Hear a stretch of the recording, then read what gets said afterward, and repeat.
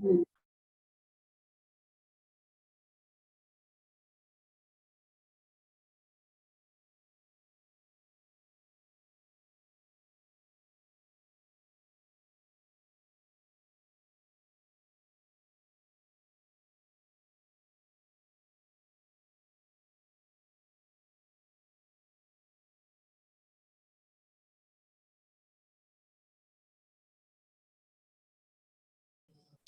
Evening.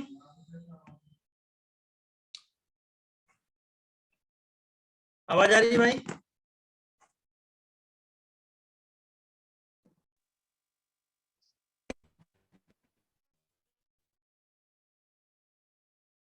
आवाज आ रही भाई? Yes sir. चल ठीक है। सर आपसे एक क्वेश्चन पूछना था। पूछो भाई। सर जो पॉलिप फॉर्म होती है वो सेक्सुअल होती है एसेक्सुअल होती है? कौन? पॉलिप और मेड्यूसा वाली जो स्टेज होती है सर, उसमें कंफ्यूजन होती है कि पॉलिप जो पॉलिप्स स्टेज है। यस नहीं देखो, पॉलिप से बनता है मेडुसा, ठीक है, और मेडुसा से बनता है पॉलिप। तो ये देखो, पॉलिप मेडुसा कौन सा रिप्रोडक्शन हो जाएगा? एसेक्सुअल। एसेक्सुअल।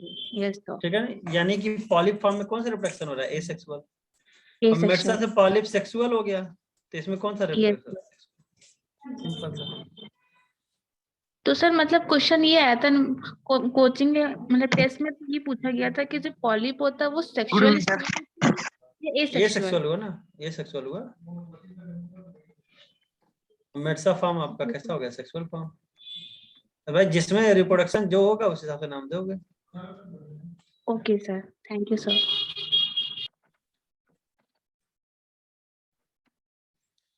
हाँ, तो हम लोग कहाँ पे थे?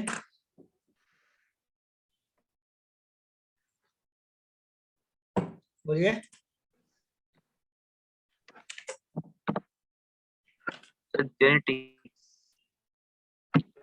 जेनेटिक्स चल रहा था कि मॉलिक्यूलर चल रहा था? सर मॉलिक्यूलर चल रहा था। ठीक, मॉलिक्यूलर। चलिए, शायद हम लोग यहाँ पे आ गए थे ना, प्रॉपर्टीज ऑफ जेनेटिक मटेरियल पे। क्यों? Yes sir. Yes sir. Yes sir. हाँ, प्रॉपर्टीज ऑफ जेनेटिक मटेरियल में it should be able to generate its replication. जरा बताइए यहाँ पे कौन बेटर था? डीएनए। DNA is better. यहाँ पे stable chemically and structurally DNA better था। डीएनए। स्लो म्यूटेशन, म्यूटेशन हो लेकिन कैसा हो? स्लो हो, DNA better. Character in the form of Mendelian character, यानी प्रोटीन बन जाए, यहाँ पे आरएनए बेटर था। आरएनए। तो यहाँ से लड़ाई हो गई, 3 लड़ाई जीत लिया डीएनए ने, 1 लड़ाई जीता आरएनए ने। तो कुछ को विजयी घोषित करा जाएगा? डीएनए को। डीएनए ही क्या होता है? जेनेटिक मटेरियल होता है। अब एक क्वेश्चन आता है तुम लोगों से कि डीएनए और आरएनए में फिजिकल स्टेबिलिटी होती है, केमिकल होती है, कि दोनों प्रकार की होती है?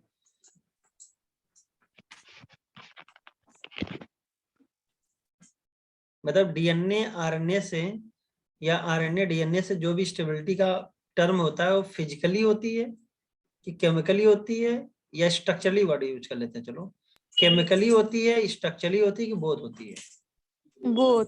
बहुत बट फिजिकली आरएनए स्टेबल होता है। चलिए ठीक है।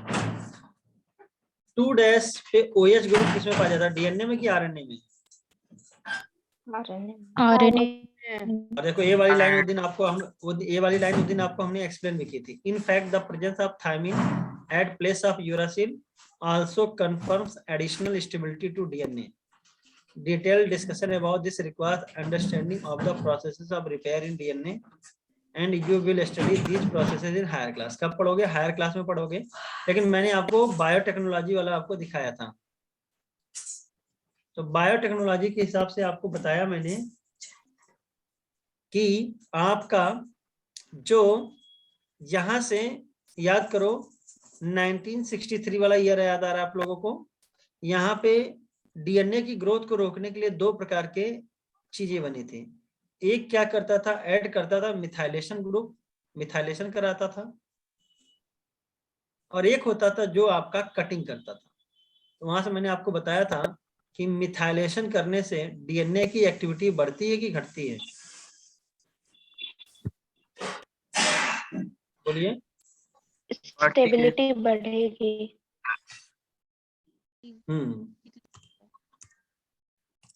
स्टेबिलिटी बढ़ेगी, इनएक्टिविटी बढ़ेगी। स्टेबल भी होगा और इनएक्टिव होगा, रिएक्टिविटी घटेगी।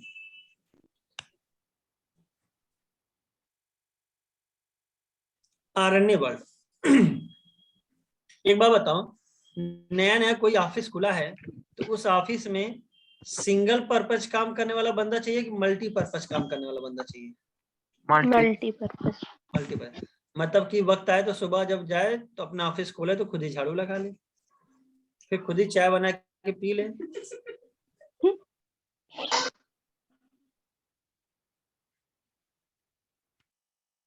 ठीक है ना?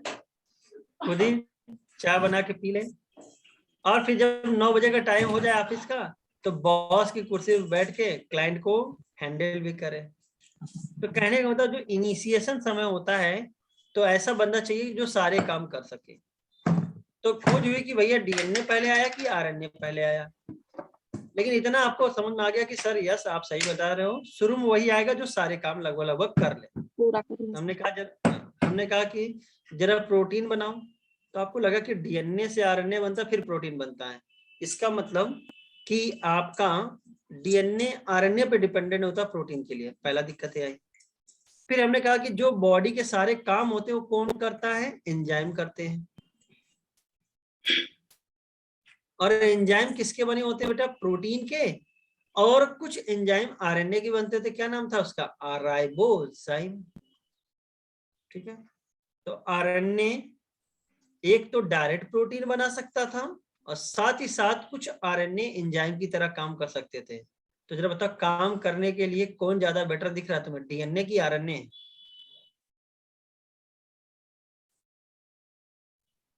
आरएनए। आरएनए। अरे देखो ना, डीएनए बनाएगा आरएनए, फिर बन पाएगा प्रोटीन। इसका मतलब कि प्रोटीन बनाने के लिए डीएनए को आरएनए पे निर्भर होना पड़ेगा। एक दिक्कत तो ये आई। साथ ही साथ आरएनए खुद ब खुद एंजाइम की तरह काम कर सकता है, इस वजह से आरएनए ज्यादा बेटर रहा। और शुरू में वही आएगा जो सारे काम खुद कर ले, किसी पे डिपेंडेंट ना हो। तो शुरू में आरएनए आया होगा कि डीएनए आया होगा? आरएनए आया होगा। हाँ समझो ना क्यों बताना चाह रहे हैं, पहले आया होगा आरएनए, तो शुरू की वर्ल्ड रही होगी आरएनए वर्ल्ड। अब जरा देखो आगे की पॉइंट देखो। अब इसके बाद आरएनए वर्ल्ड के बाद जैसे जैसे जरूरत होगी वैसे वैसे चीजें बदली होंगी। तो शुरू में आया होगा आरएनए, फिर आरएनए ने दो काम कर रहे थे। आरएनए प्रोटीन बना रहा था जो एंजाइमेटिक नेचर था। फिर आरएनए ने कहा कि यार हम जो प्रोटीन बनाने वाला जो हमारे पास मैसेज है इसमें दिक्कत ना हो जाए, समय आने पे हो सकता है इसमें बदलाव हो जाए और क्या पता चला हमारी जो नेचर था वही बदल जाए। तो आरएनए ने कहा कि कुछ ऐसा चीज बना दो जो हमारे अंदर कोड है वो बदले ना। तो उसने क्या बना लिया? डीएनए। तो कुछ अपने आप में क्या किया होगा? मिथाइलेशन किया होगा। यूरासिल में क्या बना लिया होगा? थायमिन। सिंगल स्टैंडर्ड तक क्या कर लिया अपने आप को? डबल स्टैंडर्ड कर लिया। राइट। तो कहने का मतलब आरएनए से बना है डीएनए, यानी पहले आरएनए था चारों तरफ, आरएनए वर्ल्ड। आरएनए वर्ल्ड से कौन सा आया? डीएनए। क्यों आया? For stability, for conservation of genetic information. जो भी जेनेटिक इंफॉर्मेशन है उसको कंजर्व करने के लिए आपका आया डीएनए। फिर आरएनए किसकी तरह काम कर रहा था? एंजाइम की तरह भी काम कर रहा था। तो आरएनए का हम कितना काम करेंगे? ऐसा करो, एंजाइम वाला काम हम किसको देते रहे? प्रोटीन को। तो शुरुआती वर्ल्ड कौन सा था? आरएनए वर्ल्ड था। बाद में आरएनए ने अपना कुछ काम डीएनए को सौंप दिया और कुछ काम प्रोटीन को सौंप दिया। एंजाइमेटिक वाला काम किसको दे दिया? प्रोटीन को। और conservation of information genetic material वाला काम किसको दे दिया? डीएनए को। सिंपल सा लाइन ही याद होना चाहिए। तो जरा बताइए, आपका जो भी शुरुआत के मेटाबॉलिज्म, ट्रांसलेशन, स्प्लाइसिंग था, ये सब प्रोसेस डीएनए के पास आते हैं कि आरएनए के पास आते हैं? आरएनए।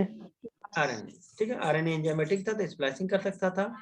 आरएनए प्रोटीन डायरेक्ट बना सकता है तो ट्रांसलेशन आरएनए के पास होगा, और प्रोटीन से एंजाइम यानी एंजाइमेटिक तो मेटाबॉलिज्म।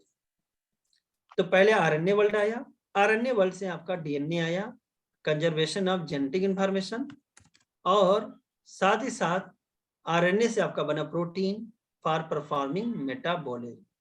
और आज के दौर में डीएनए जेनेटिक मटेरियल की तरह काम करता है और प्रोटीन एंजाइमेटिक फंक्शन करता है। जरा बताइए कोई ऐसा आरएनए जो आपका एंजाइमेटिक फंक्शन करता हो? आरएनए तो ये हो जाएगा, पूरा नाम बताओ। Ribosomal RNA. SRRNA पूरा नाम याद होना चाहिए। 23S ribosomal RNA. Yes Rajiv, you are right. Act as ribozyme, यानी कि ठीक है। सर अच्छा बताओ इसी पे डीएनए। सर इसी पे एक टेस्ट में क्वेश्चन आया था, ये वाला राइबोजाइम सिर्फ प्रोकैरियोट्स में प्रेजेंट होता है और 28 SR आरएनए राइबोजाइम जो होता है वो यूकैरियोट्स में होता है। Yes right. जब आप लोगों ने हमने जब आप लोगों को राइबोसोम बताया था तो उसमें बताया होगा कि राइबोसोम में 23S, 16S एंड 5S ये पाया जाता प्रोकैरियोट में। Yes sir. और 28S देखो, yes sir, 23S, 16S and 5S ये पाया जाता प्रोकैरियोट में। 28S, 18S, 5.8S and 5S ये पाया जाता है यूकैरियोट में। Okay sir. ठीक है ना। और ये पाया जाता है, ये वाला आपका पाया जाता है स्मॉलर सब यूनिट में, और ये नीचे वाला पाया जाता है लार्जर सब यूनिट में।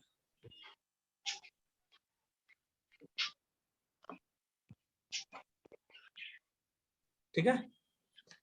तो यहाँ से एक देखो अच्छा क्वेश्चन ये भी निकल के आया कि प्रोकैरियोट में कितने प्रकार के राइबोसोमल आरएनए राइबोसोम बनाते हैं? 3।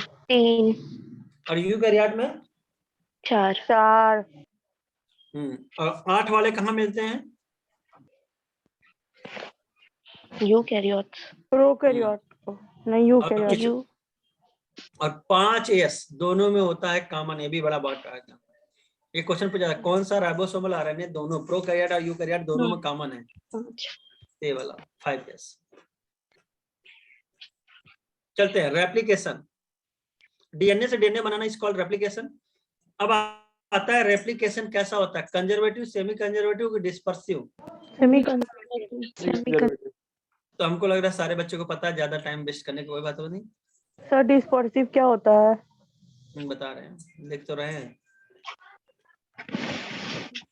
देखो डिस्पर्सिव मतलब कुछ नहीं बेटा, आपका ऐसे देखो डिफ्यूज फॉर्म में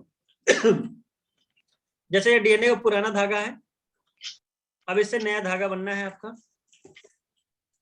तो दो एकदम नया बन जाए और दो जो धागा था पुराना बचा रहे, तो पुराना अपना कंजर रहा और एक नया बन गया, तो इसको बोलते हैं कंजर्वेटिव मेथड। अब देखो यही डीएनए के दो धागे थे, इनमें से दोनों धागे अलग हुए और हर एक पुराने के सामने एक नया बन गया, तो 50% old 50% new, 50% old 50% new, semi conservative. Conserve मतलब संरक्षित रखना। और ये डीएनए का उसमें पाउडर लगता है। ये डीएनए का पुराना धागा था, अब इसमें इधर देखो बीच बीच में आपके नए धागे बन जाए, तो तीसरा वाला जो हमने बनाया है क्या, डिस्पर्सिव मेथड, उसी में क्या हो जाए, घुल जाए, ऐसा टाइप का डिस्पर्स फॉर्म। सेमी कंजर्वेटिव क्यों होता है, पहले किसने बताया था? Watson and Crick.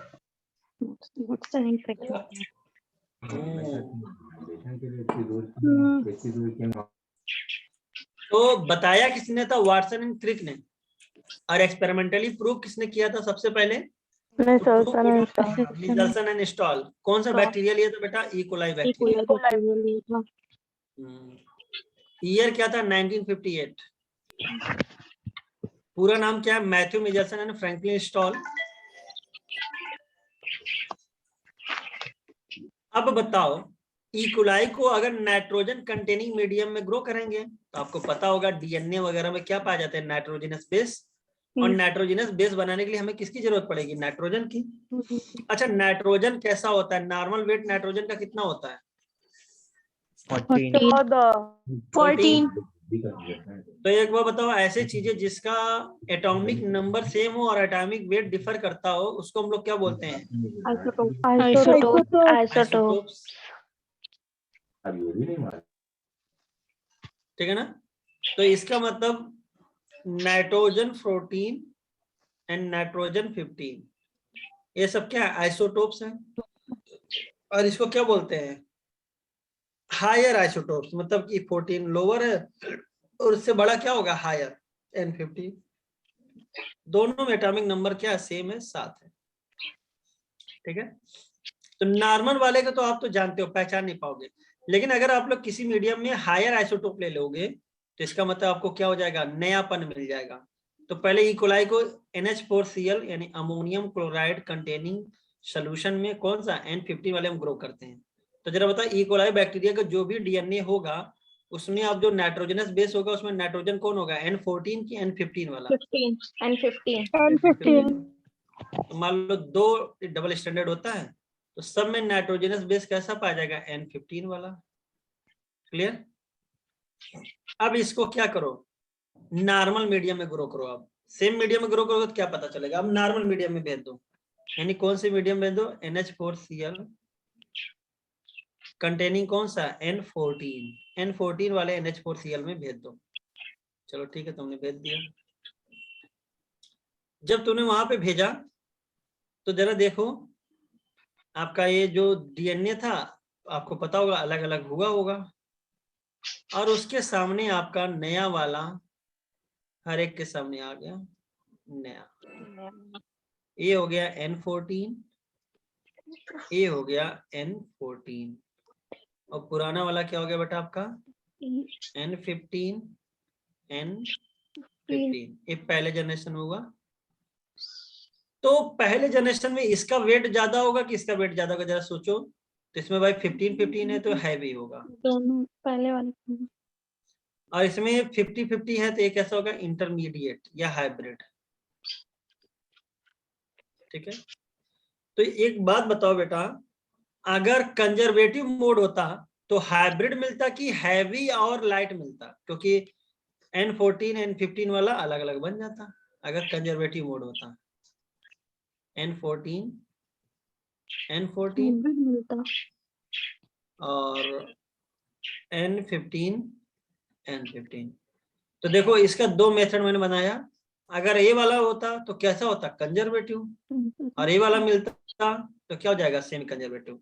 तो जब एक्सपेरिमेंट कराया गया तो कैसा मिला? हाइब्रिड वाला। और हाइब्रिड के पाए जाने से क्या प्रूव होता है? डीएनए का रेप्लिकेशन कैसा होता है? कंजर्वेटिव की सेमी कंजर्वेटिव।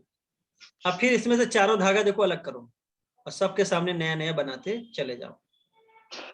तो देखो, हर जनरेशन के बाद हाइब्रिड वाले कितने बनते हैं? हमेशा 2। हाइब्रिड डीएनए मॉलिक्यूल कितने बनते हैं? 2। बाकी सब कैसे होते हैं बेटा आपका? लाइट। हैवी एक ही बार रहेगा, क्योंकि अब हमेशा क्या दे रहे हो? N14।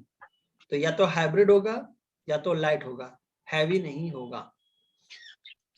अच्छा, ई कोलाई कितने मिनट में डिवाइड कर लेती है? 20 मिनट। 20 मिनट। ठीक है। तो ई कोलाई अगर एक जनरेशन हमने बोला ग्रो किया तो मतलब कितने मिनट लोगे? 20 मिनट। एक क्वेश्चन है, किसी भी डीएनए को अगर 100 मिनट तक ई कोलाई को ग्रो किया गया है मिचेल्सन एंड स्टॉल में, तो जरा बताइए हाइब्रिड, लाइट एंड हैवी का रेशियो Heavy 0. 1:16:0. 230:1. 230 equal to 1। तो 230. बेटा हाँ, तो याद कर लेना कि पहले ये 100 मतलब क्या होगा, 20 से डिवाइड कर लो, तो कितने जनरेशन तक ग्रो करे, 5, और ये आ जाएगा 2 की पावर 5, कितना हो जाएगा 32। तो 32 में से 2 क्या होंगी हमेशा हाइब्रिड, बचा क्या 30, और हैवी हमेशा कितने होते हैं 0, तो 230 0।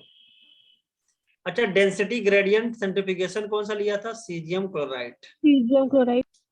तो हर जनरेशन में हाइब्रिड हमेशा 2 बनते हैं, बचा हुआ क्या होगा तुम्हारा लाइट, और हैवी आपका गायब। बिंदु 2 ही हाइब्रिड कैसे हुए, इसलिए बेटा जरा देखो ध्यान से, सेमी कंजर्वेटिव होने का मतलब यहाँ पे आपने 2 ही N15 वाला मॉलिक्यूल है, मतलब स्ट्रैंड है, तो आगे चल के फ्यूचर में यही दोनों हर जनरेशन में जाएंगे, क्योंकि आगे का मीडियम आपने क्या दिया है N14, तो या तो लाइट बनेगा जैसे इसका बनाओगे, इसका धागा अलग किए, इसका धागा अलग किए, सामने N14 आ जाएगा, ये अलग किए N14 आ जाएगा, इसके सामने हर एक के सामने क्या आ जाएगा N14 आता चला जाएगा। तो हर जनरेशन में हाइब्रिड कितना बनेगा, खाली 2, और बचा हुआ कितना को होगा आपका Light. लाइट। समझ में आया? क्योंकि आपका ये जो लाल वाला है ये 2 ही है ना बेटा, तो इसके सामने हमेशा क्या आएगा, लाइट वाला आएगा, तो हर जनरेशन में 2 ही बनेंगे। तो एक आपका ट्रिक है कि हर जनरेशन में कितना बनते हैं 2। अच्छा, एक किस लेवल पे सेमी कंजर्वेटिव रेप्लिकेशन शो किया गया था, डीएनए लेवल पे।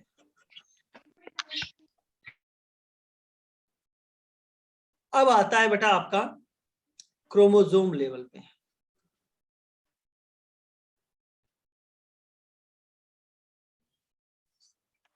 क्रोमोसोम लेवल पे, हाँ सर ये वाली लाइन बता दीजिए, थर्ड वाले में जो दिया है, DNA extract from the culture after another generation was composed of equal. Sir last वाली लाइन इसमें, DNA extracted from the culture after DNA extracted after the culture after another generation, that is after 40 minutes वाला ना, yes sir, was composed of equal amounts of this hybrid DNA and of light DNA।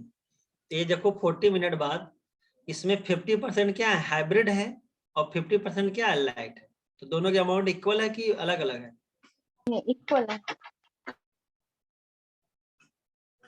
Equal है sir. ठीक है। अब बेटा radio active word नहीं use करते बेटा, ये हैवी आइसोटोप है। हैवी आइसोटोप का कहने का मतलब होता है कि भारी, तो भारी चीजें में जो भारी होगी वो तली पे बैठ जाएगा अगर सेंट्रीफ्यूगेशन मशीन में रखोगे, जो मीडियम होगा बीच में आएगा, और जो लाइट होगा वो किनारे पाएगा। सर CaCl तो है रेडियो एक्टिव, और क्वेश्चन ये आया था कि ऐसा नहीं होता है, मतलब इसमें consider caesium chloride radio active होता है, हाइड्रोजन लिथियम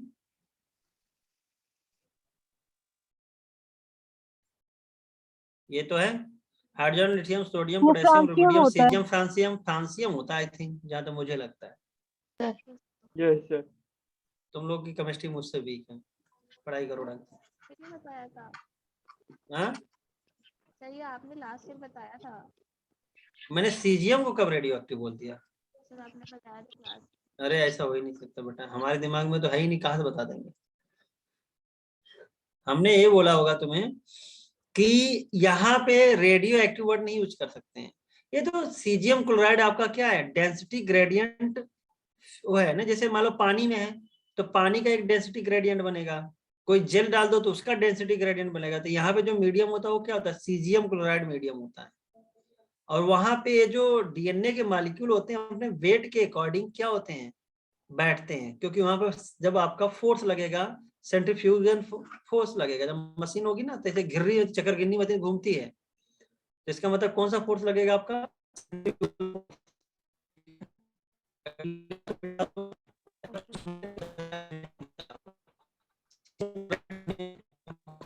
सर आवाज नहीं आ रही। सर आपकी वॉइस नहीं आ रही है। अभी आ रही है? हाँ सर अब आ रही बोलो। है सर। चलो अब चलो काम खत्म करते हैं। तो इसका कोई भी क्वेश्चन आएगा लगा ले जाओगे ना? विसिया फावा ये वर्ड आना चाहिए। टेलर, और इन्होंने यहाँ पे रेडियो एक्टिव है, देखो रेडियो एक्टिव थायमिडीन का इस्तेमाल किया था। तो थायमिडीन एक प्रकार का क्या है आपका न्यूक्लियोसाइड,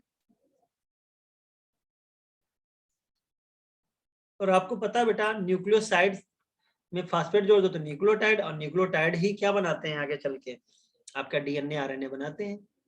तो थायमिन है तो क्या बनेगा डीएनए। तो यानी यहाँ पे अगर हम लोग रेडियो एक्टिव थायमिडीन ले लेंगे तो डीएनए किससे लेबल हो जाएगा आपका रेडियो एक्टिव से। और एक क्रोमोजोम में हम लोग परफॉर्म किए थे, क्रोमोजोम लेवल पे देखा था semi conservative mode of replication, मतलब जो दो क्रोमेटिड होता है उसमें आपका 50% क्या होगा रेडियो एक्टिव, 50% नॉट रेडियो। किसने किया था? Taylor and his colleague. Year देखो सेम है, दोनों का ईयर सेम है 1958। तो क्वेश्चन पूछा जा सकता है कि डीएनए का रेप्लिकेशन सेमी कंजर्वेटिव होता है, डीएनए लेवल पे किसने बताया है और क्रोमोसोम लेवल पे किसने बताया। और सबसे खतरनाक लाइन अभी भी जो आप लोग कंफ्यूज हो, रेडियो एक्टिव वर्ड। तो याद रखिएगा रेडियो एक्टिव यहाँ पे यूज किया गया है, जबकि जो N15 है वो हायर आइसोटोप है, थोड़ा सा हैवी है। ठीक है आगे बढ़े। Yes sir.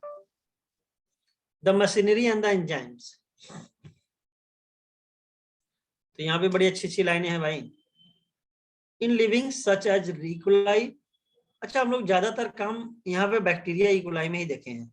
The process of replication require a set of catalyst enzymes. The main enzyme is referred at DNA dependent DNA polymerase. तो नाम कितना अच्छा रखा गया है।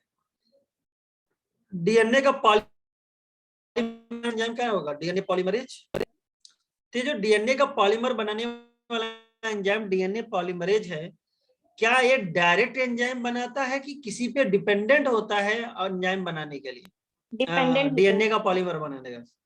हाँ, जैसा इस डीएनए में सीक्वेंस होगा, यस राइट, तो जैसा सीक्वेंस इस डीएनए में होगा उसके अकॉर्डिंग ही कॉम्प्लीमेंट्री सीक्वेंस वाला डीएनए का पॉलीमर बनेगा। तो इस डीएनए के स्ट्रैंड के अकॉर्डिंग ही नया स्ट्रैंड बनता है। इस वजह से हम लोग क्या बोलते हैं डीएनए डिपेंडेंट डीएनए पॉलीमरेज। देखा भी है।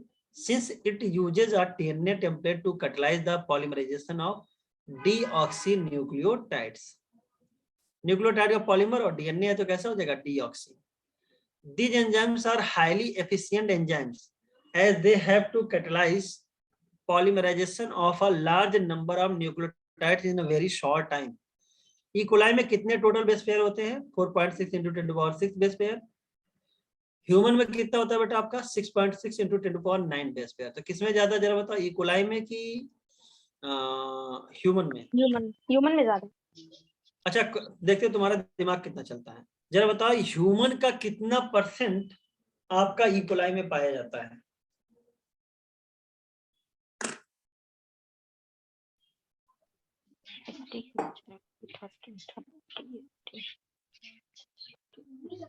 अब तक जवाब आ जाना चाहिए था। 30%। मारेंगे अभी तुमको 30%।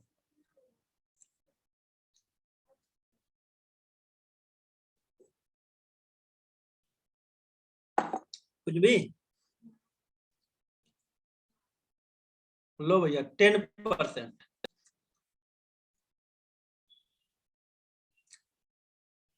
क्या होगा भैया तुम लोगों का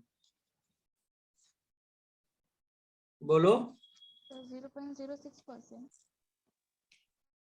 अरे सिंपल तो बोलो सर 1% से कम 0.06 पॉइंट में आएगा। ये देखो 10⁶ है 10⁹ है, देख रहे हो 6.6 का 1% कितना होता है?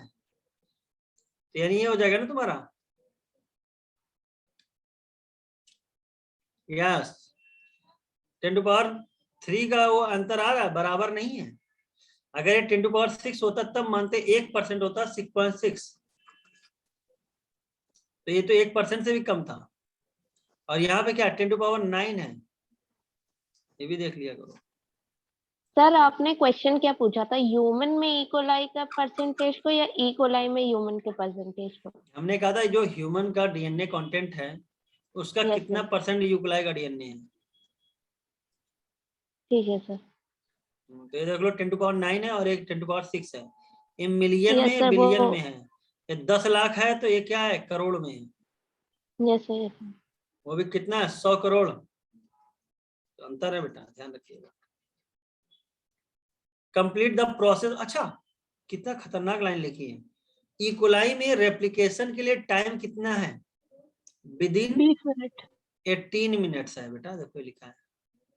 लेकिन पहले पीछे तो 20 मिनट था सर। कौन बोला, नाम बताओ। अभी अरशद। आविया, देखो बेटा आविया, यहाँ पे 20 मिनट पूरा सेल डिवीजन की बात कर रहा है, पूरा सेल डिवाइड कर ले रहा है। क्योंकि यहाँ पे हमने डीएनए नहीं लिया, क्या लिया, बैक्टीरिया लिया है। ये पूरा सेल डिवीजन की बात कर रहा है।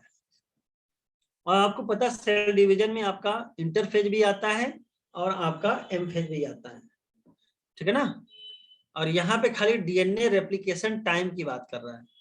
तो अगर टोटल टाइम क्या है 20 मिनट्स है, तो जाहिर सी बात है उसके अंदर ही क्या हो जाएगा रेप्लिकेशन। अब समझ में आ गया। Sir Yes, sir. सर मेरी बुक में तो 38 मिनट क्यों लिखा है? हाँ तो 18 करो उसको फटाक से, पुराना है बुक तुम्हारी। नहीं बहुत सर पुरानी। अभी नहीं, अभी तो पिछली बार लिया था मैंने। अरे अभी तो लेने मैं से क्या न्यू होता है, क्लास पास आउट हूँ। एडिशन देखो ना।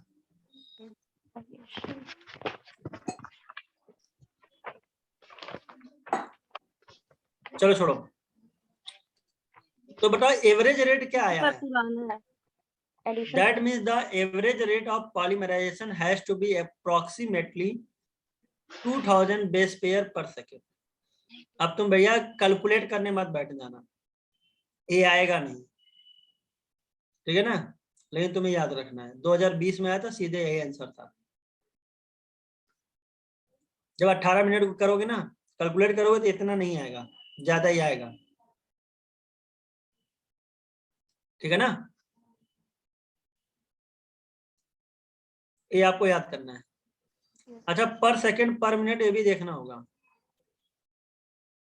Not only these polymerases have to be fast, ऐसा नहीं खाली बहुत तेजी से काम करेंगे, but they also have to catalyse the reaction with high degree of accuracy. क्योंकि आपको पता है डीएनए बना रहे हो, जेनेटिक मटेरियल है, अगर 0.001% की भी गलती हो जाएगी तो बहुत बड़ा मिस्टेक हो जाएगा। Any mistakes during replication would result into mutation, इसलिए बहुत हाई डिग्री ऑफ एक्यूरेसी से काम करना होगा। Furthermore energetically replication is a very expensive process. Energy wise point कर रहे थे, कहते हैं कि रेप्लिकेशन का हर स्टेप क्या चाहिए, एनर्जी रिक्वायरिंग है, यानी एनर्जेटिकली एक्सपेंसिव प्रोसेस हो गया। डीऑक्सीराइबोन्यूक्लियोसाइड ट्राइफॉस्फेट, बड़ा अच्छी लाइन लगती है मुझे, सर्व डुअल पर्पज। तो जरा बनाते हैं ना, क्या दिक्कत है। एडेनोसिन ट्राइफॉस्फेट नाम सुना कभी, यस सर। एटीपी का नाम सुना है, फुल फॉर्म बताओ। Adenosine triphosphate. Adenosine triphosphate. अच्छा क्या सुन के आए थे, एटीपी एनर्जी करेंसी होता है क्या, चलो देखते हैं। एडेनोसिन ट्राइफॉस्फेट, यही तो हुआ। तो बताओ इस फॉस्फेट में तीनों फॉस्फेट बॉन्ड एनर्जी रिच होते हैं कि टर्मिनल 2 फॉस्फेट बॉन्ड? दो। तो टर्मिनल 2 फॉस्फेट क्या होते हैं, हाई एनर्जी होते हैं। तो यहाँ पे हम लोग एनर्जी की जरूरत होती तो सिर्फ न्यूक्लियोटाइड ना लेके क्या कर लेते बेटा, आपका ट्राइफॉस्फेट वाला लेते हैं, ये एनर्जी प्रोवाइड कर देता है। अब ये बचा हुआ पार्ट क्या है, न्यूक्लियोटाइड। कैसे जरा देखते हैं। एडिनोसिन मतलब न्यूक्लियोसाइड, एक फास्फेट मतलब कि आपका क्या हो जाएगा, न्यूक्लियोटाइड। ये किसकी तरह काम करेगा, रॉ मटेरियल फॉर डीएनए बनाना, और ये एनर्जी। अच्छा, न्यूक्लियोसाइड ट्राइफॉस्फेट हुआ, डीएनए बनना तो क्या नाम रख दोगे, डीऑक्सी राइबो न्यूक्लियोसाइड ट्राइफॉस्फेट, सर्व डुअल पर्पज। ये बात समझ में आई कि नहीं सबको, बोलो। देख लेना, इस साइड वर्ड है, साइड क्यों, क्योंकि फास्फेट अलग कर दिए, तो जब भी फास्फेट अलग कर दोगे तो साइड ही रहेगा, फास्फेट अगर इसमें जोड़ दोगे तभी आएगा टाइट। जैसे एएमपी है, ये क्या होता है, एडिनोसिन मोनोफास्फेट, यानी न्यूक्लियोसाइड अलग करके फास्फेट जोड़ा है आपने। बोलो भैया, मैं क्या मालूम, नहीं आया ये लाइन तुम लोग को? आया समझ में। सबको आया। Deoxyribonucleoside triphosphate serve dual purposes. In addition to acting as substrate, nucleotide substrate की तरह काम करेगा. They provide energy for polymerization reaction. वो लिखा भी है, the two terminal phosphate in deoxynucleoside triphosphate are high energy phosphate, same as in case of ATP. जैसा कि ATP के जैसा होता है. एक बार बोल. बता दें, मैं बताया ये न्यूक्लियोटाइड। देखो बेटा, हाँ देखो एक बार बताओ, राइबो न्यूक्लियोसाइड ट्राइफॉस्फेट लिखा है, तो जैसे देखो मैंने लिखा है एटीपी, एडिनोसिन ट्राइफॉस्फेट। एडिनोसिन किसका नाम है, न्यूक्लियोसाइड का। तो हम लोग क्या नाम रख सकते थे, न्यूक्लियोसाइड ट्राइफॉस्फेट। अगर ये हम लोग डीएनए की बात करते तो क्या रख देते, डीऑक्सी राइबो न्यूक्लियोसाइड ट्राइफॉस्फेट। दो काम करता है, टर्मिनल दो बॉन्ड हाई एनर्जी होते हैं तो एनर्जी प्रोवाइड करता है, और दो फास्फेट हटाने के बाद क्या बचेगा आपका, न्यूक्लियोटाइड। ये किसकी तरह काम करेगा, आपका सबस्ट्रेट। क्लियर?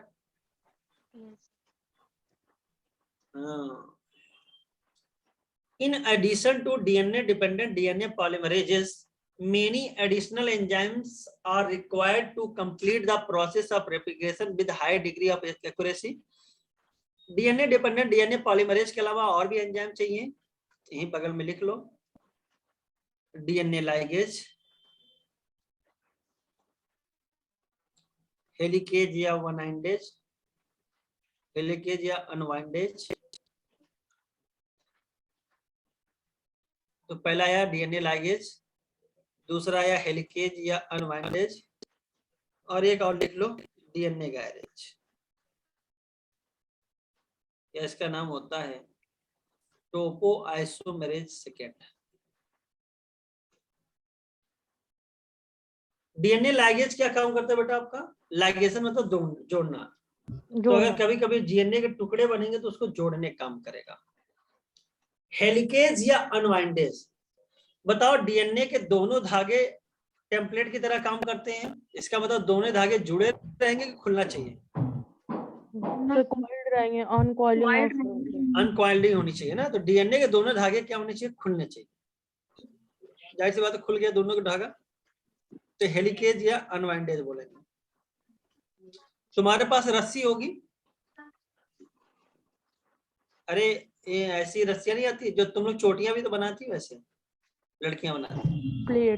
तो जो रस्सियां बनती हैं, अगर उस रस्सियां को पकड़ो और उसको जरा खोलो तो देखो जहां से खोले हो तो ठीक है, खुल गया, लेकिन यहाँ किनारे में क्या आ जाती है, ऐठन आ जाती है, देखा ना। Yes sir. तो उस ऐठन को यानी टॉर्जन बोलते हैं, ऐठन को टेक्निकल। उस टॉर्जन को दूर करने वाला एंजाइम क्या होता है, डीएनए गैरेज। तो 1 2 3, ये तीनों आपको याद होना चाहिए, खास करके ऊपर दोनों। For long DNA molecules, since the two strand of DNA cannot be separated in its entire length, तो कहते हैं डीएनए का मॉलिक्यूल काफी बड़ा है, और बहुत बड़ा है तो पूरा, अगर ऐसा नहीं पूरा धागा तुरंत अलग कर दो और पूरा नया डीएनए बना दो, due to very high energy requirement, क्योंकि अगर पूरा एक साथ करोगे तो बहुत ज्यादा एनर्जी की जरूरत पड़ेगी। The replication occur within a small opening of DNA helix refer to as a replication form. तो जहां से तुमने खोला तो वहां पे एक चिमटा नुमा स्ट्रक्चर बन जाएगा, तो उसको हम लोग बोलेंगे रेप्लिकेशन फोर्क, वहीं से रेप्लिकेशन स्टार्ट होगा। अब एक पॉइंट, चाहे डीएनए बने, चाहे आरएनए बने, चाहे प्रोटीन बनने की दिशा क्या होगी हमेशा? 5' to 3'। Yes, 5 prime to 3 prime. तो चाहे डीएनए बने, चाहे आरएनए बने, चाहे प्रोटीन बने, बनने की दिशा हमेशा क्या होगी? 5 प्राइम टू 3 प्राइम। बस खत्म। अब जरा इसको लैंग्वेज ना पढ़ के हम लोग यहाँ पे आते हैं। ये पुराना स्टैंड है और उस पे आपका काम हो रहा है। डीएनए के दोनों स्टैंड टेम्पलेट की तरह काम करते हैं। तो चलो मान लो यहाँ पे हम लोग पहले जोड़ते हैं एक प्राइमर जो आगे चल के आरएनए की सिंथेसिस करता है, डीएनए की सिंथेसिस करता है। तो जो प्राइमर होता है बेटा, इसकी पोलैरिटी होती है 5 प्राइम टू 3 प्राइम। यही रीजन है कि जो डीएनए का धागा होता है वो बनाता है किस डायरेक्शन में? 5 प्राइम टू 3 प्राइम बनाता है नया डीएनए। चलो ठीक है, तो जरा बताओ इस स्टैंड में यहाँ पे क्या 3 है, तो क्या 3 के तुरंत नीचे 5 आ जाएगा? हाँ आ जाएगा, आ जाएगा। भाई 3 है, इसका उल्टा क्या होगा? 5, क्योंकि दोनों डीएनए के दोनों स्टैंड पैरेलल होते हैं कि एंटी पैरेलल होते हैं?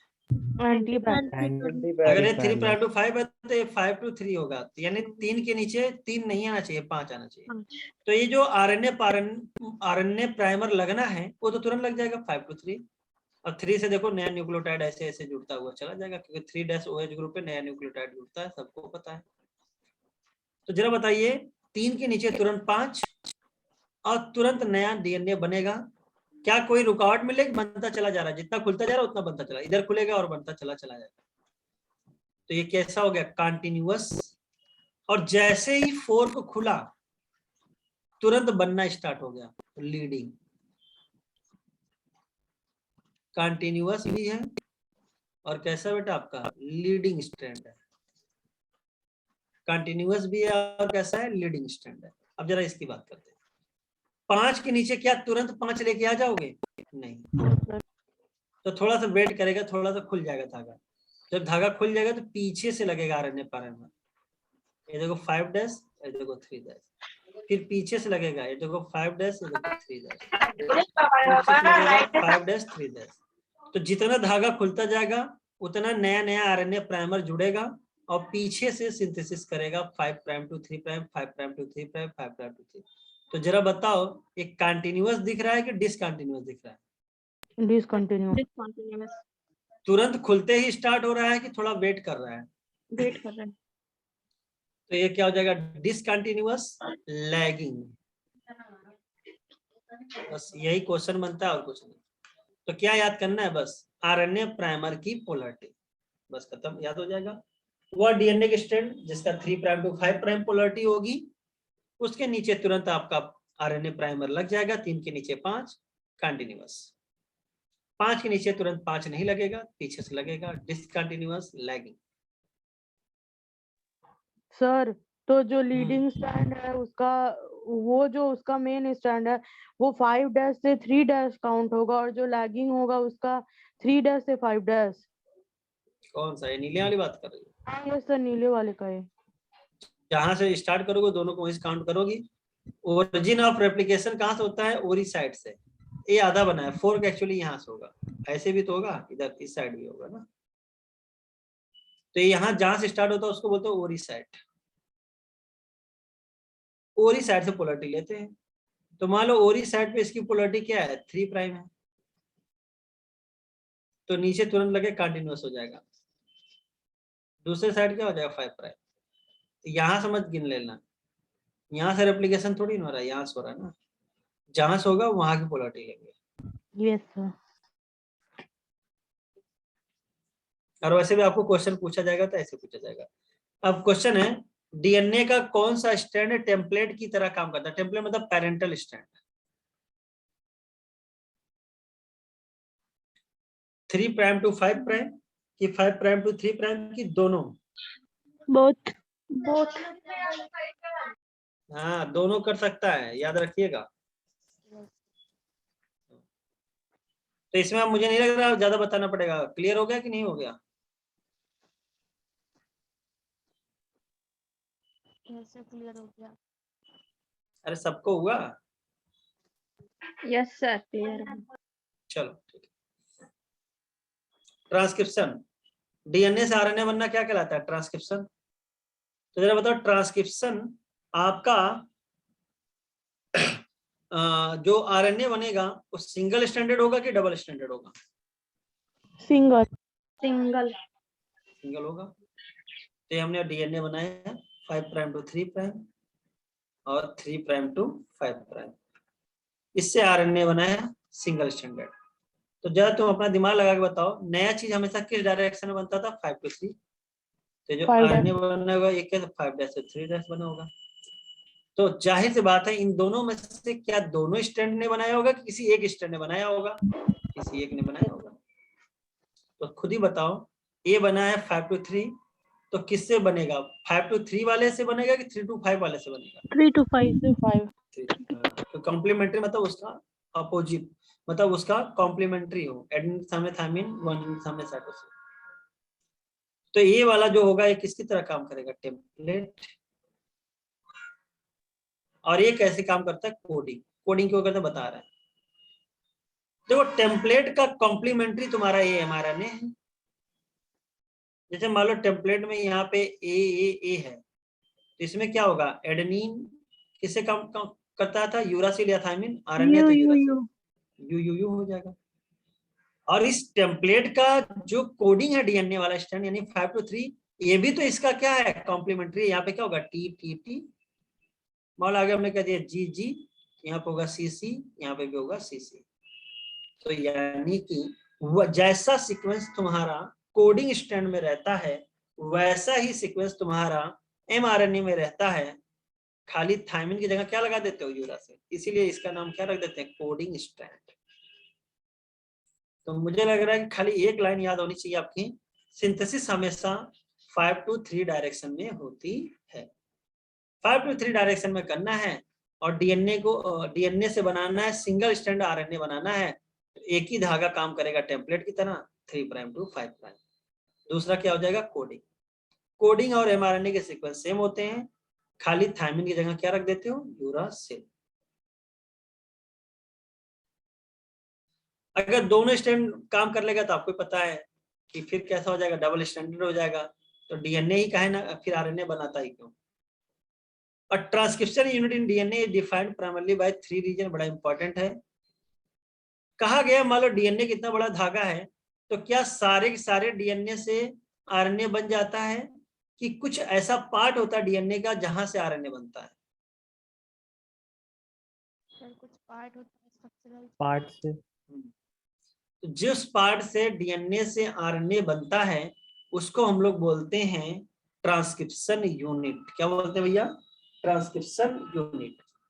तो ट्रांसक्रिप्शन यूनिट में क्या क्या आता है आपका? Promoter, structural gene and terminator. Promoter enzyme को कहेंगे जाओ जाओ जाओ आरएनए बनाओ। स्ट्रक्चरल जीन कहेगा कि हमारे ऐसा सीक्वेंस के अकॉर्डिंग बनाओ। और टर्मिनेटर कहेगा अब हो गया काम, रुक जाओ। तो प्रमोटर प्रमोट करेगा, टर्मिनेटर रोक देगा, स्ट्रक्चरल जीन अपना इंफॉर्मेशन देगा। There is convention in defining the two strand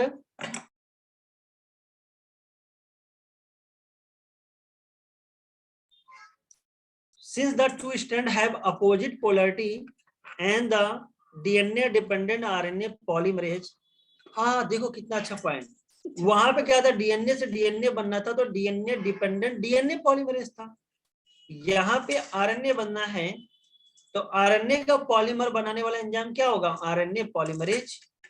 बना किससे रहा बेटा? डीएनए से। डायरेक्ट तो नहीं बना रहा है ना, तो क्या हो जाएगा? DNA dependent RNA polymerase. और एक डायरेक्शन में करेगा कौन सा? 5 टू 3। तो आपको देखो सीक्वेंस वगैरह दिया रहता है, जैसे टेम्पलेट का है, कोडिंग का है, तो उसमें किसका बनेगा? प्रमोटर हो गया, टर्मिनेटर हो गया, स्ट्रक्चरल जीन हो गया। प्रमोटर से आरएनए पॉलीमरेज एंजाइम जुड़ता है, टर्मिनेटर से छोड़ देता है। स्ट्रक्चरल जीन में जो भी सीक्वेंस होता है उसके अकॉर्डिंग आरएनए बनता है। अब यहाँ पे देखो टेम्पलेट स्ट्रैंड है, यहाँ पे देखो कोडिंग स्ट्रैंड है। कहने का मतलब प्रमोटर, देखो यहाँ पे अगर हम लोग देखें टेम्पलेट के अकॉर्डिंग तो 3 इन पे है, कोडिंग के अकॉर्डिंग देखें तो 5 इन पे है। तो यहाँ पे अब लड़ाई झगड़ा हो जाएगी। तो प्रमोटर कहेगा हम 3 इन पे है, तो कोडिंग कहेगा क्या हमारे बिना, हम हमारे से बताओ 5। तो कहने का मतलब दोनों में लड़ाई होगा। तो हम लोग एक को प्रेफरेंस देंगे, तो हम लोग किसको दे देंगे? कोडिंग को, क्योंकि कोडिंग ही सब कुछ बता रहा था वहां पे। तो बताओ प्रमोटर किस डैश इन पे आ जाएगा? 5 प्राइम पे। और कोडिंग के अकॉर्डिंग टर्मिनेटर किस डैश पे आ जाएगा? 3 इन पे। ये तो आपको यहाँ से देख के अब तुमको याद कैसे होना चाहिए। तो प्रमोटर में देखो पा है 5, टर्मिनेटर में ता है 3, ये तो याद ही हो जाएगा। 5 3। अब बताओ, मैंने तुम्हें बताया वोल्टेज 5 से 3, तो अगर तुम 5 से 3 वाले डायरेक्शन पे हो, यहाँ पे हो, तो तुम डाउन स्ट्रीम हो कि अप स्ट्रीम हो? Down upstream. अच्छा, अप स्ट्रीम हो।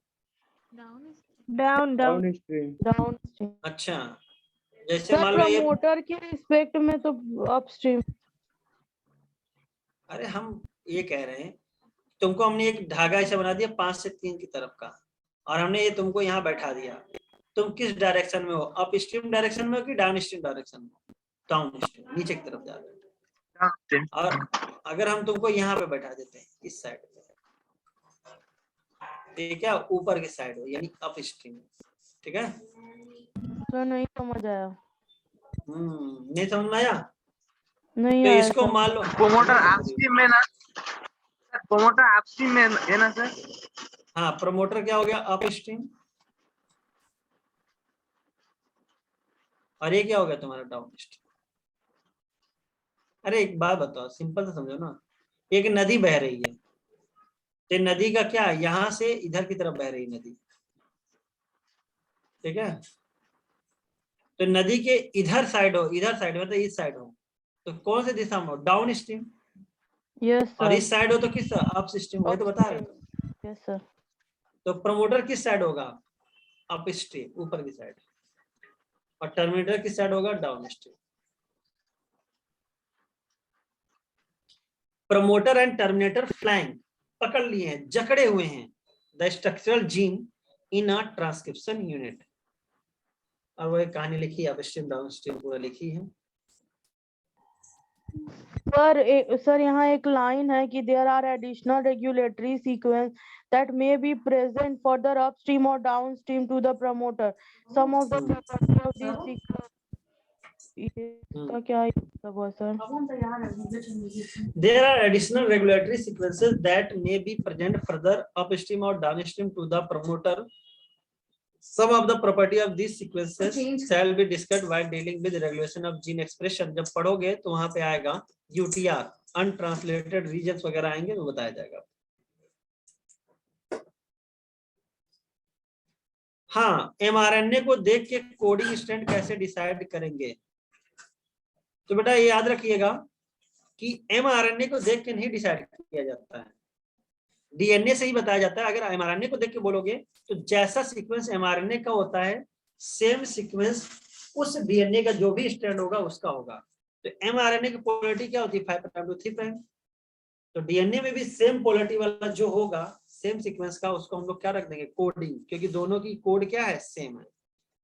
ठीक है सर, अगर प्रोमोटर और टर्मिनेटर की पोजीशन स्विच कर दें तो भी प्रोमोटर को अपस्ट्रीम बोलेंगे ना? स्विच कर दोगे ठीक है, कोई दिक्कत नहीं। तो आप स्विच कर दोगे पोजीशन, मान लो जैसे तुमने यहाँ पे टर्मिनेटर ला दिया, यहाँ पे प्रमोटर ला दिया, कोई दिक्कत नहीं है। अब तुम्हारा वहां पे ये भी तो देखना होगा कि अगर प्रमोटर यहाँ पे हो गया तो अब DNA ऐसे बनेगा। तो सोचो ना, तुम देखो, दिमाग लगाया करो हमेशा। तो RNA पॉलीमरेज को कहाँ चिपकना होगा? यहाँ से। तो अब ये भी तो सीक्वेंस, जैसे तुमने इसको चेंज किया है तो इसको भी चेंज हो जाएगा ये अपने आप, फटफट। ठीक है, नहीं समझे? समझ गए। अरे भैया देखो, सिंपल से बता, प्रमोटर यहाँ आ गया, सिंपल सोचो। RNA पॉलीमरेज हमेशा किस डायरेक्शन में करता है? 5 to 3। तो इसके लिए 3 क्या हुआ? ये किसकी तरह काम करेगा? जो कोडिंग था क्या बन जाएगा? टेम्पलेट। टेम्पलेट। तो बात बराबर है, तो उसको सोचना ही नहीं चाहिए। ठीक है। यस जैसे कोई लोग बताते रहे कि डायरेक्शन उल्टी कर दोगे तो उल्टा हो जाएगा, अरे कैसे उल्टा हो जाएगा यार। मान लो हमने इसको प्रमोटर मान लिया, आरएनए पॉलीमरेज एंजाइम हमेशा सिंथेसिस के डायरेक्शन में करता है 5 to 3, तो जायज बात है 3 वाले को मानेगा अपने हिसाब से।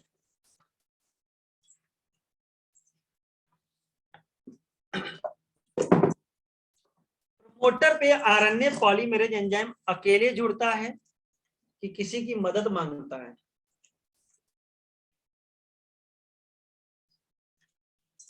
किसी की मदद मांगता है।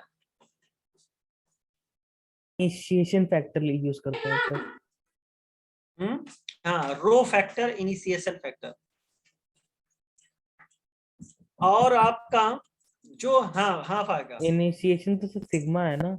7 बजे क्लोज।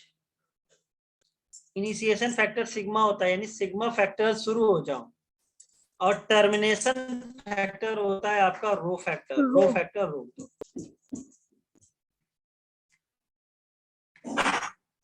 प्रोकैरियोट और यूकैरियोट में एक जीन सीक्वेंस से एक से ज्यादा पॉलीपेप्टाइड यानी प्रोटीन बनते हैं प्रोकैरियोट में, और यूकैरियोट में एक जीन सीक्वेंस से यानी एक सिस्टोन से एक ही आपका जीन बनता है, यानी एक ही प्रोटीन बनता है, एक ही एंजाइम बनता है।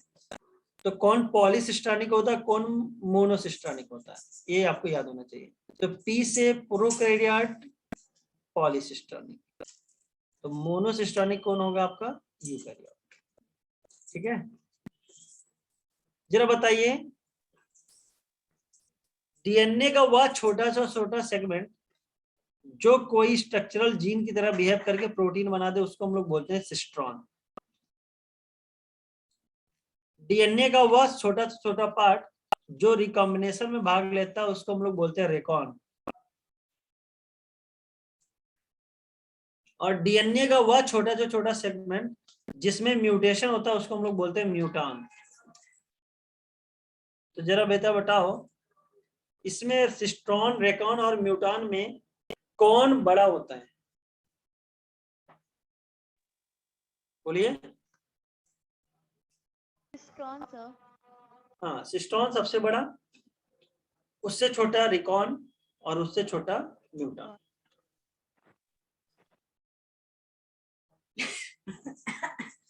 In eukaryotes, the monocistronic structural gene have interrupted coding sequences। अब वही बात आ गई स्प्लिट जीन की, तो सबको पता होगा। तो यूकैरियोट में जीन कैसा होता है? कंटिन्यूअस होता है कि स्प्लिट जीन होती है? Split gene. और स्प्लिट जीन होने का मतलब क्या हो गया भैया? बीच बीच में इंटरप्टेड आ जाएगा, यानी कि नॉन कोडिंग सीक्वेंस आ जाएंगे। तो एक होता है इंट्रॉन, एक होता है एक्सॉन। एक्सॉन मतलब एक्सप्रेस्ड, तो कैसा हो गया? कोडिंग। इंट्रॉन मतलब इंटरप्शन, यानी कैसा हो गया? Non coding sequence. जब यहां से मैच्योर आरएनए बनता है तो जरा बताइए उसमें कोडिंग सीक्वेंस रहता है कि नहीं रहता है? नहीं रहता है। तो हमें पहले क्या होगा? इंट्रॉन को हटाना होगा, फिर उसके बाद आपको मैच्योर आरएनए बनाना होगा। तो ये सारा टिटिम्मा प्रोकैरियोट कर रहा है कि यूकैरियोट कर रहा है? यूकैरियोट। यूकैरियोट। तो जरा बताओ डीएनए से जब आरएनए बनता है तो आरएनए मैच्योरेशन मांगता है, थोड़ा सा प्रोसेसिंग मांगता है, किसमें मांगता है?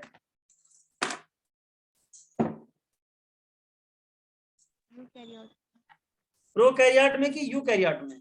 यूकैरियोट।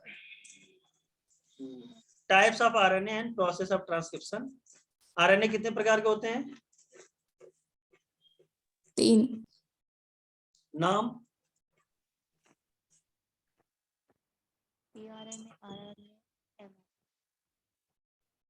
TRNA, transfer RNA. अच्छा, ट्रांसफर आरएनए का दूसरा नाम किसी को पता है क्या? Soluble RNA. Yes, soluble RNA. RRNA and mRNA. Transfer RNA protein synthesis के समय एडाप्टर की तरह काम करेगा।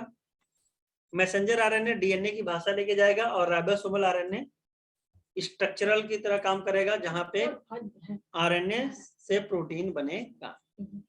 All 3 RNAs are needed to synthesize a protein in a cell, the mRNA provide the template, tRNA brings amino acid and read the genetic code. अच्छा, ये point भी अच्छा है, tRNA अमीनो एसिड को भी लाएगा और साथ ही साथ जेनेटिक कोड की भाषा को पढ़ता है।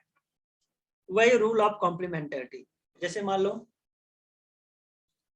यू लिखा है तो ऐसा tRNA आएगा जिसमें एंटी कोडॉन में क्या होगा, ए जुड़ जाएगा, और कौन सा अमीनो एसिड लेके चलाएगा, फिनाइल एनालिन, ठीक है ना। इनिशिएशन, इलोंगेशन एंड टर्मिनेशन याद होना चाहिए। इनिशिएशन के लिए आपको सिग्मा फैक्टर चाहिए, इलोंगेशन के लिए आपको कुछ नहीं चाहिए, अकेले करेगा आरएनए पॉलीमरेज, और टर्मिनेशन के लिए चाहिए आपको रो फैक्टर।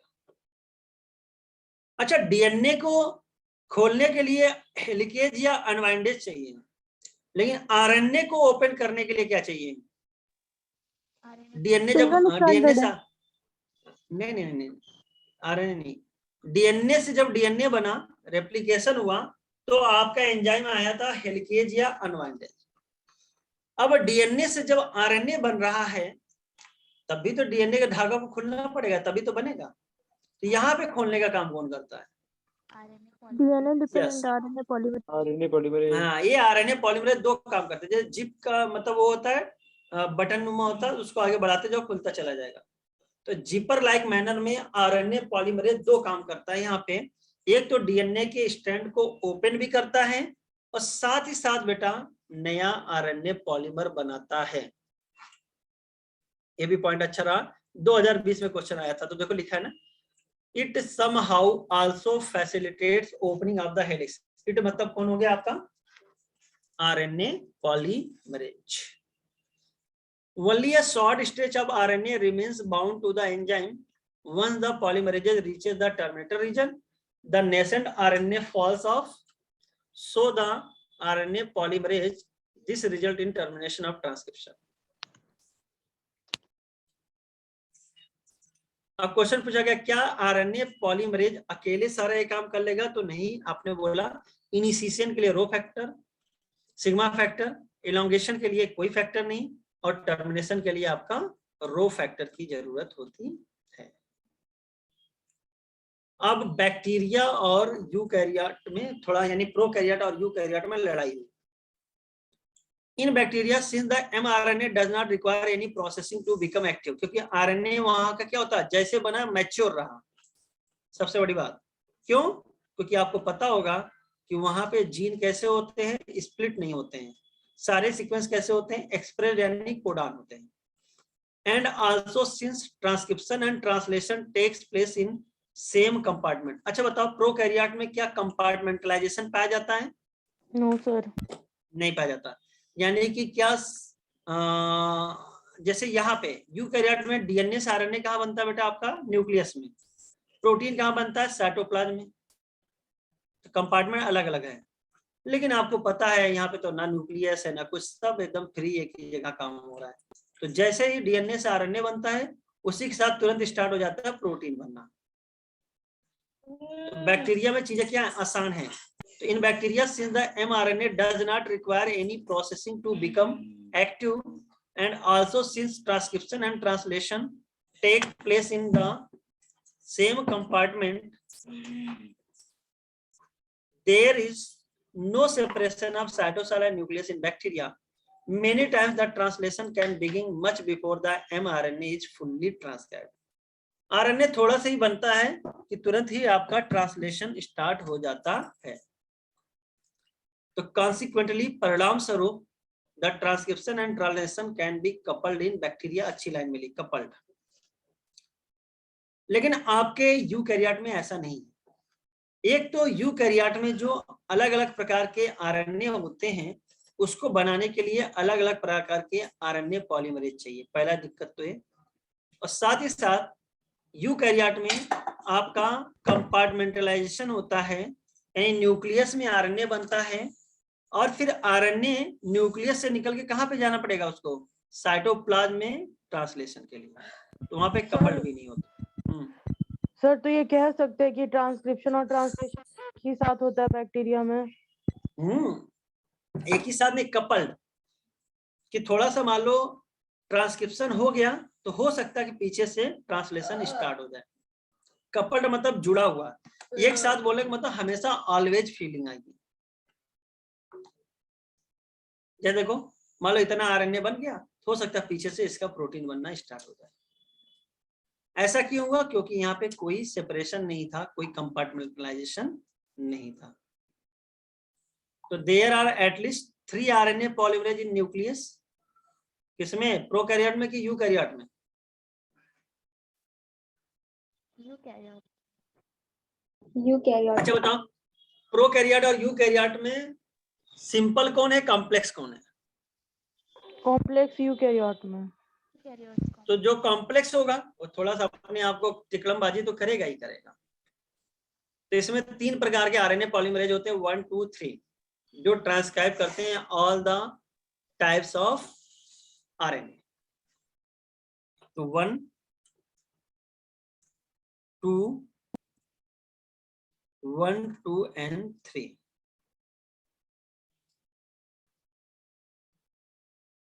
1 बनाता है 8 वाला आरएनए।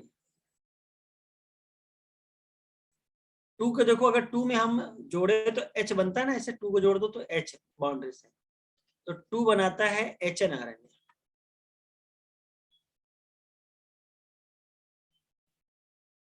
और 3 बनाता है 5 संटी, फार्मूला पढ़ लेना, 5S ribosomal RNA, SN RNA and T RNA. तो आरएनए पॉलीमरेज 1 राइबोसोमल आरएनए बनाता है, लेकिन कौन सा वाला? 8 वाला। कौन कौन से? 28S, 18S and 5.8S। RNA polymerase 2 HN RNA बनाता है, जो प्रिकर्सर होता है mRNA। इसमें स्प्लाइसिंग हो जाएगी, क्या बन जाएगा? mRNA। और थर्ड में देखो T आरएनए तो बनेगा 5S राइबोसोमल आरएनए भी बनेगा और SN आरएनए बनेगा। याद रहेगा?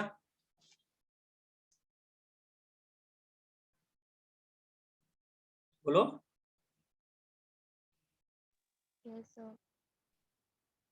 ऐसे तुम लोग फार्मूला याद कर तो RMT, ए राइबोसोमल, ए मैसेंजर, ए टीआरएनए।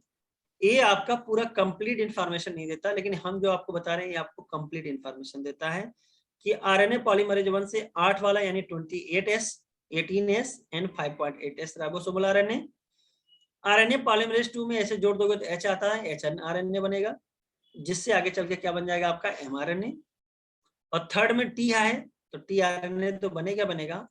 फार्मूला क्या हो गया? 5 संटी, 5S ribosomal RNA, SN RNA and tRNA. भूलिएगा मत, याद रखिएगा। और दूसरा कॉम्प्लेक्सिटी क्या थी यूकैरियोट में? डीएनए से आरएनए कहाँ बना था आपका? न्यूक्लियस में बना था, और उसको जाना कहाँ था? साइटोप्लाज्म में।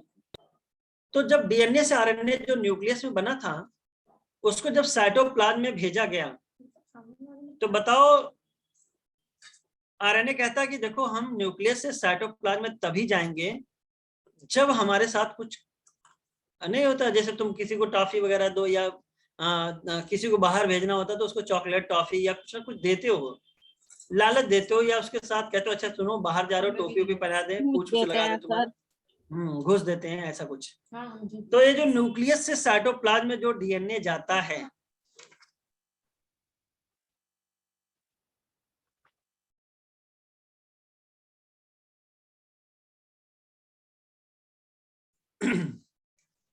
देखो एक तो तुमको पता है आरएनए कैसा होगा? मैच्योर नहीं होगा, एक्सॉन भी पाए जाएंगे, तो उसको पहले इंट्रॉन भी पाए जाएंगे, पहले इंट्रॉन को हटा दो, ठीक है। एक काम तो ये होगा स्प्लाइसिंग। तो removal of intron is called splicing, याद होना चाहिए, ठीक है। चलो हटा दिया, इंट्रॉन हटा दिया, तो बचा क्या? खाली एक्सॉन। तो अब कहते हैं अरे जाओ, अब तो तुम्हारा इंट्रॉन हटा दिया, क्योंकि वो कहा ना ये भारी भरकम, ये फालतू का बोझा ओझा मत दो हमें, इसको आगे चल के प्रोटीन बनाना नहीं, तो इसको हम क्यों लेके जाए, इंट्रॉन हटा दो। कहता नहीं हम ऐसे नहीं जाएंगे, हम खुले हैं, 5 प्राइम टू 3 प्राइम है, एक्सॉन वाले हम खुले हैं। जैसे हम साइटोप्लाज्म वगैरह में जाएंगे तो वहां एंजाइम है, एक्सोन्यूक्लियस, हमको तोड़ ताड़ के बराबर कर देंगे, हम ना जाएंगे, हमको डर लग रहा है। तो कहता अच्छा ठीक है, तुमको यहाँ पे टोपी पहना देते हैं, और यहाँ पे जो खुले हो यहाँ पे पोछ पहना देते हैं, पूछ लगा देते हैं। तो क्या क्या किया गया बेटा? Capping and telling. तो जरा बताइए बेटा, कैप तुम कहाँ पढ़ते हो? सर पे पहनते हो, राइट? तो आरएनए का 5 डैश इंड क्या होगा? सर। तो सर पे क्या लगाते हो? कैप। और 3 डैश इंड क्या होगा? टेल। और टेल पे करोगे टेलिंग, तो पॉली ए टेल लगा देते हैं, जिससे क्या हो जाता है? आपका आरएनए प्रोटेक्टेड हो जाता है एंजाइम से। तो ये याद होना चाहिए, splicing, capping and telling. Capping किस पोजीशन पे करते हैं ये आपको याद हो गया होगा कि 5 पे ही होगा, क्योंकि आपका सर है। कैप का नाम होता है 5 मिथाइल गुआनोसिन ट्राइफॉस्फेट कैप। और टेलिंग में जो पॉली ए टेल लगाया गया यानी पॉली एडिनाइलेशन किया गया। तो जरा बताइए, जो पॉली ए टेल लगा है यानी न्यूक्लियोटाइड ही लगाए हो, तो क्या इसके लिए कोई डीएनए टेम्पलेट यूज किए थे, डायरेक्ट ऐसे लगा दिया गया? Independent manner. हाँ, तो इसके लिए कोई डीएनए टेम्पलेट नहीं होता है। तो ये डीएनए जो टेम्पलेट इंडिपेंडेंट मैनर में आपका पॉली ए टेल लगता है। अब ये कहेगा ठीक है भैया, अब हम चले जाएंगे, तो चला जाता है। It is the fully processed hnRNA, processing हो गई है। Now called mRNA. अब इसको हम लोग क्या बोलेंगे? MRNA, that is transported out of the nucleus for translation. कहाँ भेज दिया जाता है? न्यूक्लियस से बाहर साइटोप्लाज्म में ट्रांसलेशन लेने को। Significance of such complexity is now beginning to be understood. अब हमें समझ में आने लगा। अब बताओ, split gene arrangement represent probably an ancient feature of the genome. Split gene मतलब इंट्रॉन को रखना पुरानी बात। जैसे तुम्हें होता ना, बहुत लोग पुरानी खराब चीजें भी रखे रहते हैं, कहते हो बहुत पुराना आदमी है यार। तो ये कहने का मतलब ये यूकैरियोट था जो पुरानी चीजों को बचा के रखा हुआ है। इसका मतलब क्या हो गया बेटा आपका कि split gene arrangement represent probably an ancient feature of the genome. Genome का कौन सा फीचर है बेटा? एंशिएंट फीचर है। The presence of introns is reminiscent of antiquity. तो याद करो, तुम लोग को पता ना, एंटीक आइटम बोलते हो, पुराने जमाने वाले। तो नहीं होता है, उनको देखते ही तुम्हें पुराने जमाने की याद आ जाती है। तो इंट्रॉन्स भी कुछ ऐसा ही है। इंट्रॉन्स क्या दिखाता है? इंट्रॉन्स का पाया जाना मतलब पुराने जमाने की बात है, तो याद आ जाती है। तो रेमिनिसेंट ऑफ एंटिक्विटी मतलब होता है पुरातनता की याद, यानी पुरानी चीजों की यादें। And the process of splicing represent the dominance of RNA. तो इंट्रॉन का पाया जाना मतलब पुरानी बातें हो गई, और उसको स्प्लाइस करना ये बताता है कि आरएनए अपना खुद ही काट छाट कर सकता था। इसलिए पहले कौन सा वर्ल्ड था? आरएनए आया था। In recent times, the understanding of RNA and RNA dependent processes in the living system have assumed more importance. यहाँ तक कोई डाउट हो तुम लोग पूछ सकते हो।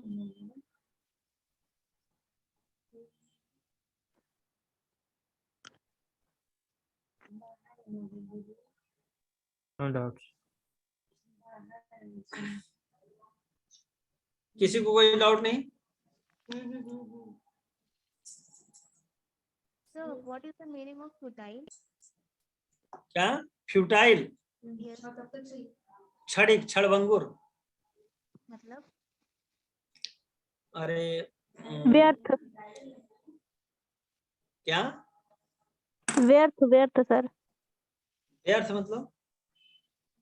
बेकार। मतलब किसी काम का नहीं, बेकार। नहीं, ये मीनिंग नहीं। कहाँ लिखा है फ्यूटाइल? सर ट्रांसक्रिप्शन में लिखा है लास्ट पैरा, मतलब जो पैरा है उसकी last line would become a futile one. तो हमको देखना है, तो खोलने दो। This would prevent RNA from being translated into protein, and the exercise of transcription would become a futile one.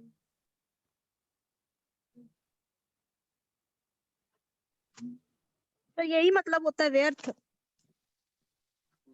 इसमें डेंजर होता है या फिर यूजलेस होता है? हाँ वही, यूजलेस। हाँ, यूजलेस मतलब बेकार।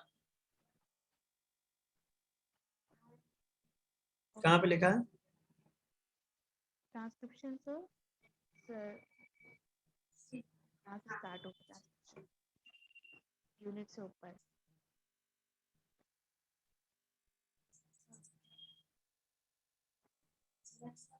व्यर्थ मतलब बेकार है, बेकार की चीज है, सिंपल से हिंदी में, ठीक है। मतलब फ्रूटफुल नहीं होगा, फ्रूटलेस होगा। Okay sir. ठीक है, और किसी को कोई डाउट?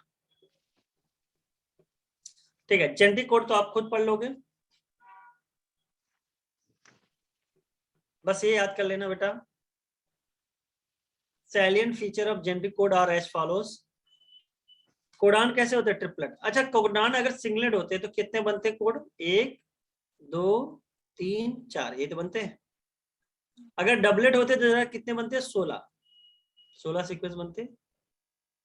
और अगर ट्रिपलेट हो गया तो कितना बनेगा बेटा आपका? 64। डबलेट में देखो कैसे बनता है, ए के साथ सारे बेस पे से आते, टी के साथ सारे आते, जी के साथ सारे आते, सी के साथ सारे आते, कितने बन जाते? 4 4 8 12 16। अब आपने ये जो 16 बनाया है, अगर एक कोडान और ले लोगे तो चारों 16 के साथ इकट्ठे आ जाएंगे, 16 चौके 64। तो कहने का मतलब ये हो जाता है कि जेनेटिक कोड ट्रिपलेट होता है। क्यों होता है समझ में आ गया है?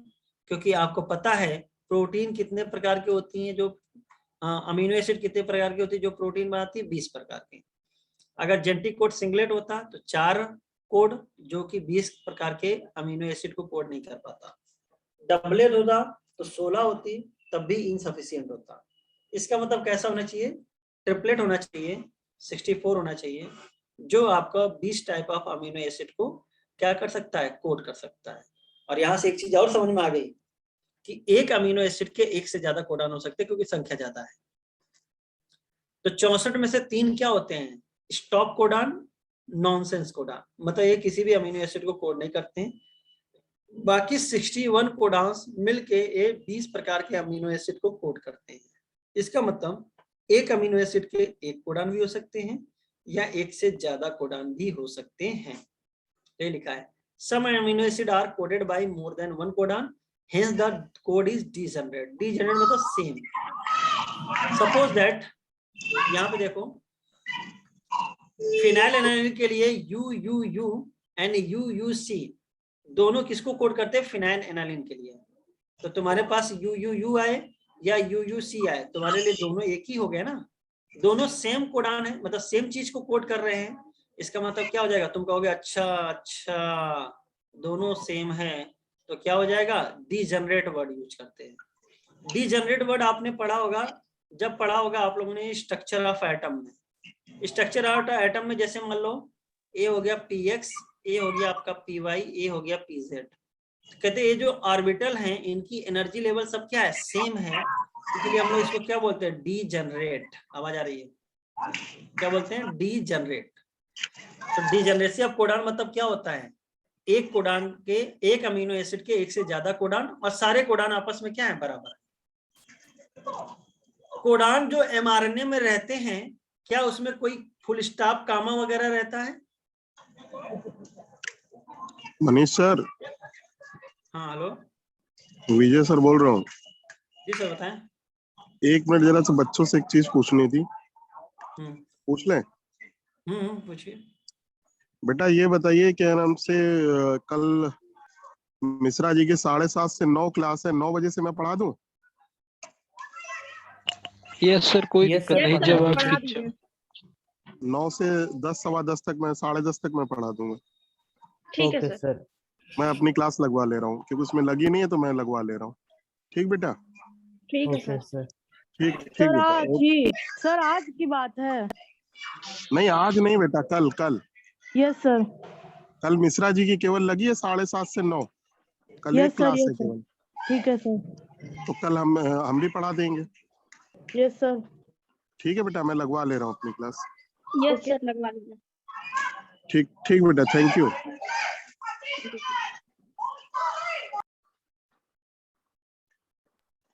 भाई याद रखिएगा, कंटिन्यूअस फैशन होता है, there are no punctuation, no full stop, no comma. Code is nearly universal है, नियरली मतलब 100% नहीं, लेकिन लगभग लगभग क्या है, प्रोकैरियोट से लेके यूकैरियोट से हर जगह कैसा होगा, सेम होगा।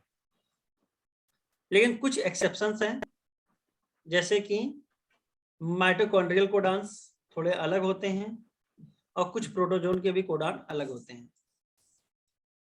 सर वो AUG टेबल कैसे लर्न करें? टेबल मत लर्न करो, थोड़ा चीजें याद कर लो। फिनाइलएलानाइन हो गया, टायरोसिन हो गया, और आपका टॉप कोडॉन। हाँ टॉप कोडान से ये सब याद कर लीजिए। स्टॉप कोडान हो गया, ग्लाइसिन आर्जिनिन का थोड़ा बहुत देख लीजिएगा, एक बार देख लीजिए, नहीं तो याद करा देंगे। क्वेश्चन तो बहुत रेयर ही आता है। और AUG का डुअल फंक्शन होता है, it codes for methionine as well as initiator codon. और आपके युवा, युवाग, युगाग ये होते हैं आपके स्टॉप कोडॉन्स। बाकी चीजें कल करते हैं, ठीक है? तो कल पढ़ के आइएगा तो क्वेश्चन इसके पूछेंगे आप लोग से,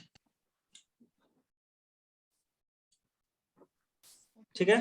okay sir, thank you sir. चलो ठीक है।